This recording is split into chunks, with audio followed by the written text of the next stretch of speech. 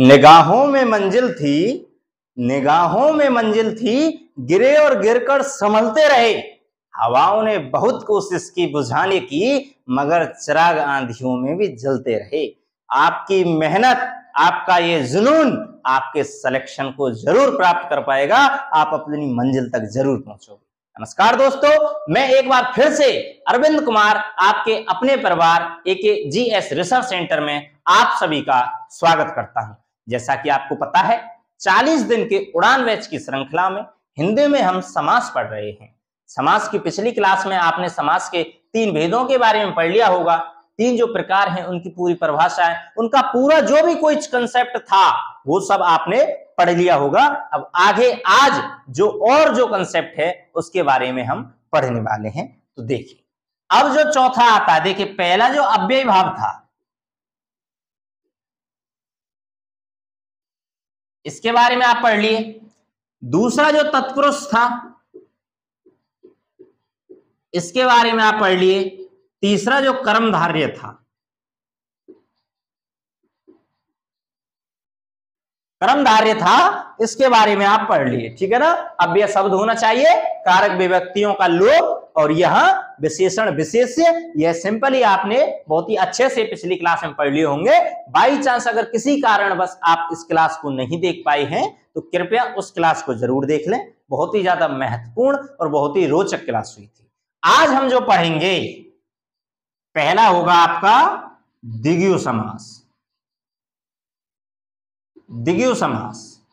अब द्विगु समास क्या होता है दोस्तों? द्विगु समास की पहचान क्या होती है, कैसे पहचानेंगे कि यह एक द्विगु समास है? तो दोस्तों, इसमें जो पहला पद होता है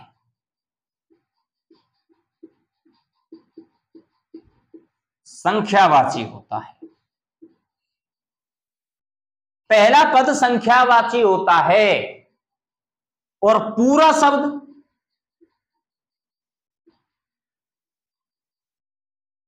समूहवाची होता है। पूरा शब्द कह लीजिए या दूसरा पद कह लीजिए, समूहवाची होता है। जैसे कि चौराहा, अगर मैं उदाहरण के तौर पर ले लूं, चौराहा। चौराहा क्या है? 4 राहों का समाहार, 4 राहों का समूह ही तो है भाई। चौराहा क्या है? एक रास्ता ये, एक ये, एक ये और एक ये क्या बन गया आपका? चौराहा। तो इन 4 रास्तों का समूह ही तो चौराहा कहलाया। तो पहला पद संख्यावाची चौ मतलब 4 और दूसरा पद समूहवाची यानी कि राह मतलब रास्ता। 4 रास्ते। पूरा पद, पूरा जो शब्द है वो समूहवाची हो गया। पहला जो पद है आपका संख्यावाची हो गया। दोनों कंडीशन फॉलो हो गई।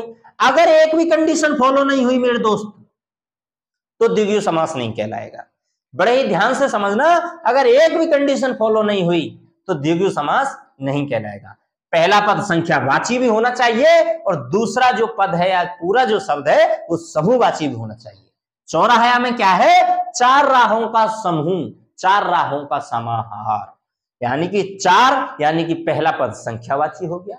राह, चौराहा यानी कि पूरा जो शब्द है वो 4 राहों का समूह है, इसलिए ये क्या हो गया? समूहवाची भी हो गया।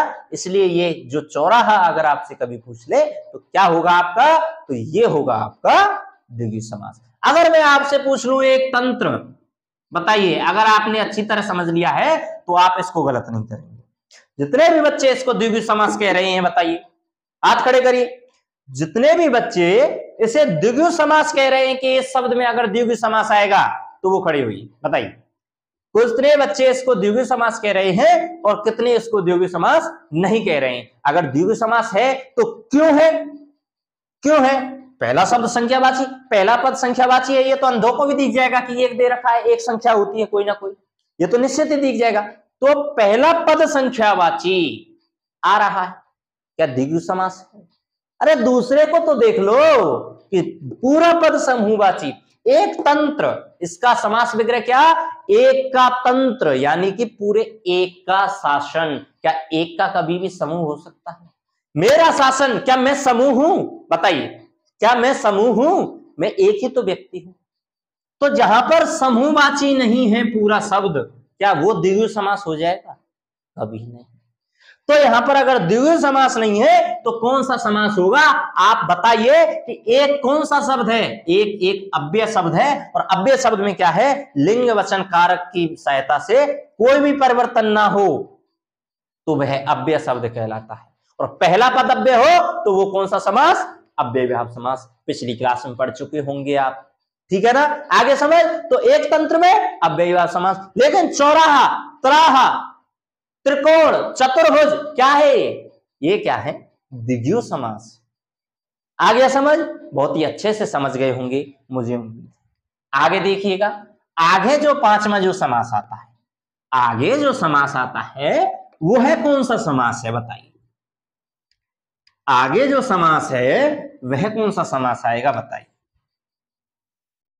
आगे जो समास है वो आएगा आपका द्वंद्व समास। पांचवा क्या है? द्वंद्व समास। द्वंद्व को कभी कभी किसमें पूछ लेता है?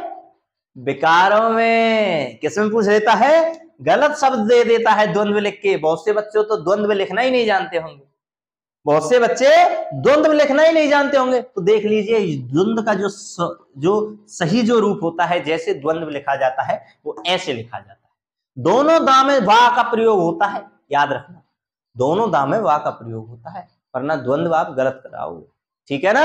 आ गया ना? ठीक है, आ गया समझ? अब द्वंद्व समास की पहचान क्या है? तो द्वंद्व समास की पहचान क्या है? कि दोनों पद प्रधान। पहली पहचान क्या है? पहली पहचान है दोनों पद प्रधान।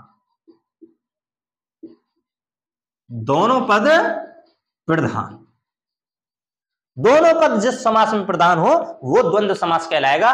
बस अब मुझे एक बात बता दीजिए कि अगर दोनों शब्द प्रधान हैं तो क्या केवल द्वंद्व समास ही कहलाएगा?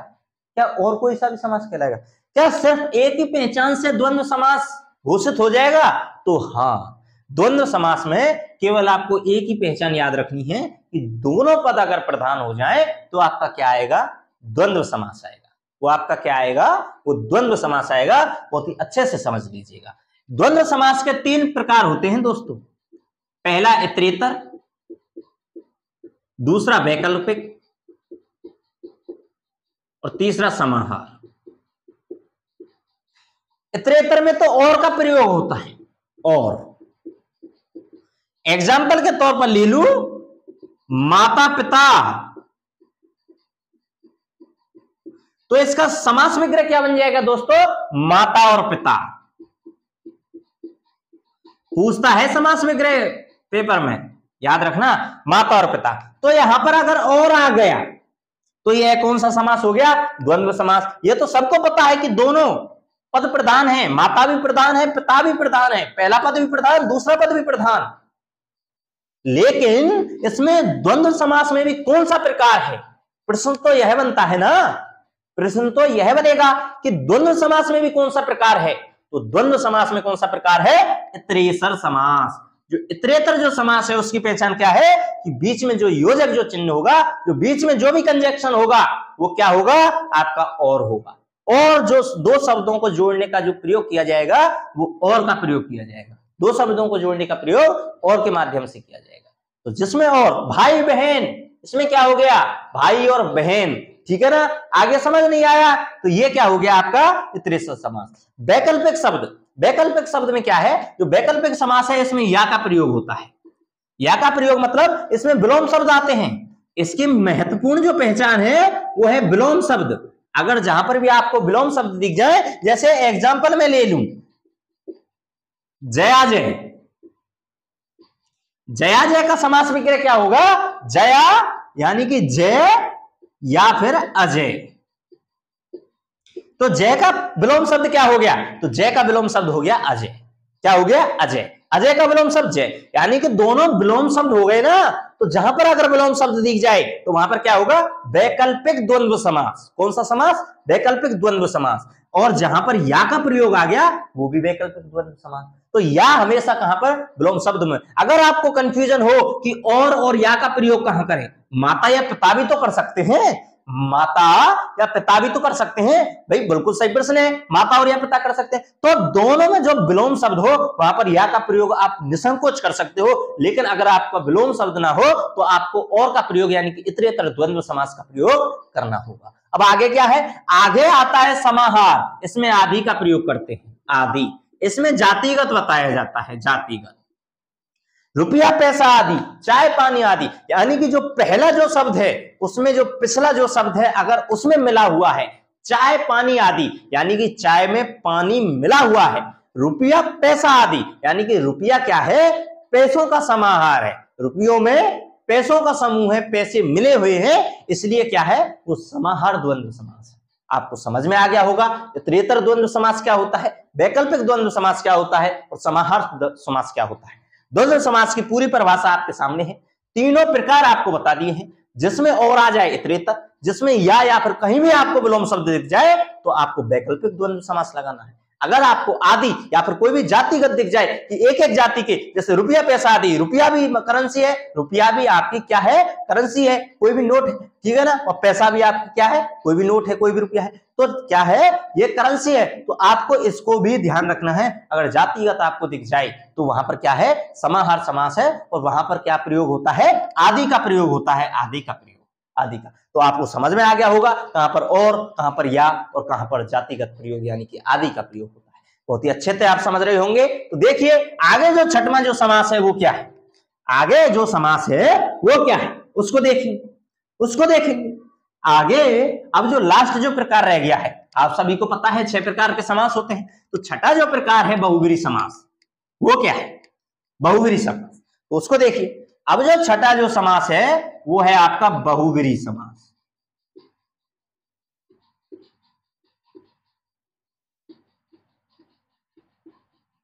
बहुब्रीहि समास में क्या होता है, बहुब्रीहि समास में मतलब कोई तीसरा पद प्रधान, तीसरा पद प्रधान। अब तक तो क्या पढ़ा, या तो पहला पद प्रधान होगा या दूसरा पद प्रधान होगा या फिर दोनों पद प्रधान होंगे, यही तो पढ़ा आपने। लेकिन अब क्या, जो भी दोनों पद दे रखे हैं उनमें से कोई पद प्रधान नहीं होगा, कोई अन्य पद प्रधान होगा, कोई अन्य पद प्रधान होगा, यानी कि कोई तीसरा पद प्रधान होगा। अगर मैं एग्जांपल ले लूं, तो क्या एग्जांपल ले लूं, चतुर्वेदी। अगर मैंने एग्जांपल ले लिया चतुर्वेदी, तो बताइए इसमें कौन सा समास, यानी कि चार और वेदों को जानने वाला चतुर्वेदी कहलाता है, 4 वेदों को जानने वाला क्या कहलाएगा, चतुर्वेदी कहलाएगा। यहां में पहला ये क्या हो गया पद, दूसरा पद ये हो गया, तो इन दोनों पदों में कोई प्रधान ना होकर चतुर्वेदी क्या हो गया आपका, क्या हो जाएगा बताइए, क्या हो जाएगा, 4 वेदों को जानने वाला जो भी हो वो क्या हो जाएगा, उसका नाम आप लिखकर कह देंगे तो वो क्या हो जाएगा, बहुब्रीहि समास हो जाएगा। और मैं अगर कोई भी संख्या ले लूं, जैसे और मैं क्या संख्या ले लूं, पीतांबर, सबसे जो महत्वपूर्ण उदाहरण है पीतांबर, पीला अंबर, पीतांबर का मतलब क्या होता है, पीला अंबर, पीले वस्त्र, पीले वस्त्र कौन पहनता है, विष्णु जी, भगवान विष्णु। तो यहां पर क्या, पीला जो अंबर है वो किसकी तरफ संकेत कर रहा है, भगवान विष्णु की तरफ संकेत कर रहा है, तो वो क्या हो जाएगा, बहुब्रीहि समास हो जाएगा। आपको समझ में आ गया होगा, तो वह कौन सा समास हो जाएगा, बहुब्रीहि समास, यानी कि ना तो पहला पद प्रधान हो ना ही दूसरा पद प्रधान, पहले और दूसरे जो भी पद हैं वो कोई अन्य पद की तरफ संकेत करें, तीसरे पद को प्रधान बताएं, तो वो क्या हो जाएगा, बहुब्रीहि समास। तो ये थे आपके समास, जो कि बहुत ही महत्वपूर्ण क्लास थी, बहुत ही अच्छे से, बहुत ही ट्रिकों के माध्यम से, बड़ी जोश और जुनून के साथ आप लोगों को समझ में आ गया होगा। मैं उम्मीद रखता हूं आप किसी भी चीज को भूल जाए, चाहे आप अपने नाम को भूल जाओ, लेकिन समास को कभी नहीं भूलोगे। समास का कैसा भी क्वेश्चन, कहीं से भी, कितना भी हार्ड से हार्ड अगर क्वेश्चन आ जाए, आप समास के क्वेश्चन को गलत नहीं करोगे। आपका समास पूरा हो चुका है। अब अगले चैप्टर कारक में मिलेंगे अगली क्लास में। तो बहुत ही महत्वपूर्ण क्लास होगी अगली। कारक के चैप्टर को मत छोड़िएगा, बहुत ही सिंपल वे में, बहुत ही अपवाद है उसमें, अपवादों को समझने के लिए जुड़िएगा। बहुत ही महत्वपूर्ण क्लास अगली क्लास से, जो कि कारक की एक बहुत ही महत्वपूर्ण क्लास होगी, जो कि आपकी परीक्षा के उद्देश्य से बहुत ही ज्यादा महत्वपूर्ण होगी। जय हिंद, जय भारत।